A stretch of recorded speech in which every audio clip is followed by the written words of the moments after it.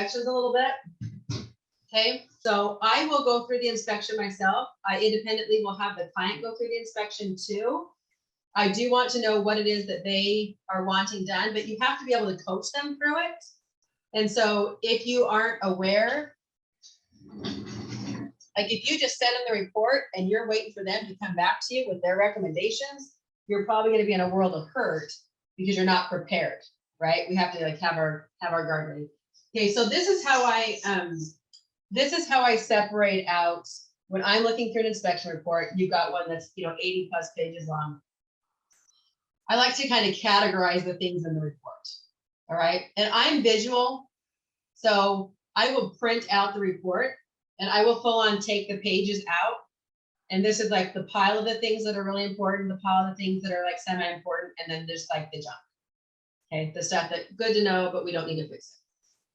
So what is the cost?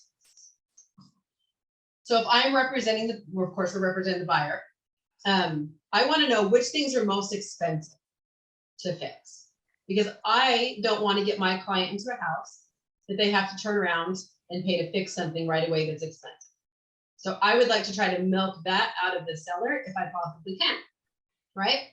So, in your high cost items, they usually fall into like HVAC, the roof, sometimes the electrical. If it's like the whole panel or there's a whole lot going on with the electrical, that can get expensive. If you have like a main line for your plumbing, that can be an expensive issue. The other things, if we have anyone, I have a septic that looks like it's kind of failing on one, that would be, or a drain field, that would be important. Your well is super expensive as well. And then maybe if you have like, I just had one actually where the siding's like junk, really, it's got water damage behind it and there's a bunch of issues with the siding. So those are kind of the items that I will look at, and I look at the price first, okay?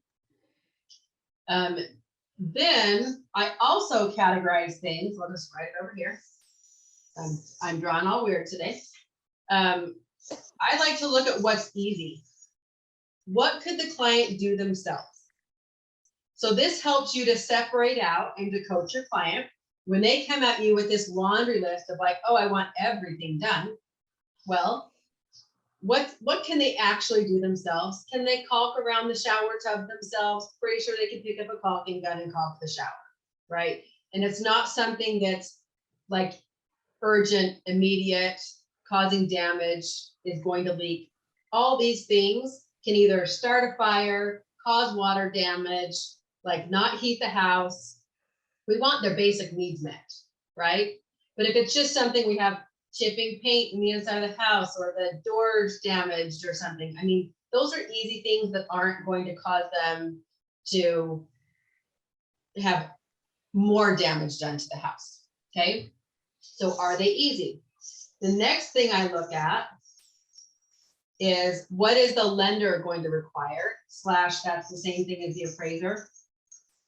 What's the appraiser going to require to be fixed? I will also throw those things in because if you're going FHA or if you're going VA or even on a conventional, right? There's certain things that the lender or the appraiser is going to call out. And so I will pick those things out as well. If you're missing any electrical faceplate covers, they're going to call that out. A little bit of peeling paint. Yes, it's not a hard thing to do. And sure, your buyer can come in and do it themselves. However, the appraiser is going to call it and it's going to be required anyway. So I usually add it to the list.